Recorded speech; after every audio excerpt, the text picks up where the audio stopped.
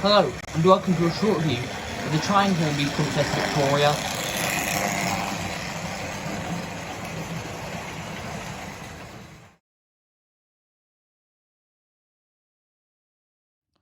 The packaging is just the sort of early 70s Trying Hornby cardboard sleeve style that they would sort of end when it became Hornby Railways in about 74 or 5. There it is in the packaging, and I think it does look quite sort of stunning just like that in the yellow vac form packaging with the green livery. I think it's just a sort of nice colour combination. So for a tooling about 70 years old, it is quite good. You can see they did think to add a moulded reversing rod, handrails, pipes, fusible plugs. It does look quite good. Though it's not as nice as separately fitted stuff, which I'm always going on about, which I think separately fitted handrails, on modern locos at least, are a necessity. This is only on my model, but you can see one of the whistles has come loose. But when I try and press it back in, I always fear I'm going to shatter the body shell. So, you know, I don't really want to break it. Another thing is that my model at some point has had its front pony truck wheels replaced. I believe those are Romfords.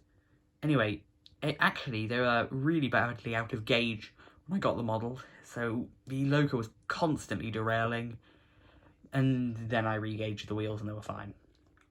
Since it is an older tooling though, you can see the moulding on the smoke box door is extremely thick, and that's just because that was how models were made back then. The tender has open axle boxes and has very little detail. The cab details are very basic, though they are there. When I say this tooling is 70 years old, I mean like the mould, as in like my loco is only about 50 years old because it's from the last run of these they did in 1972. And it was sort of, I think, probably one of the last Trying Hornby locos. So I guess Trying ended in the same place it started anyway.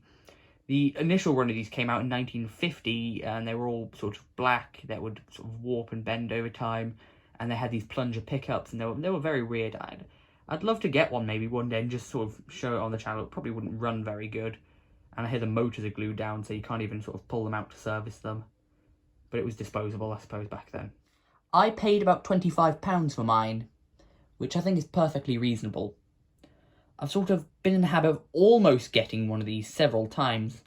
I remember at my local antique store, I didn't have the money on me at the time, hence why I didn't buy it, but there was a big box. That had some old ratio coaches. There was a Class 91, I think, and a Princess Elizabeth in black and a Princess Victoria in black. And it was 30 quid, and I'm so sad I didn't have the money on me at the time. I remember on eBay as well, sort of just before lockdown, I almost acquired one, Princess Victoria in black for 20 quid. But I'm kind of glad I waited because I got one of the gloss green ones, which I think is a really nice livery. Now time for some running.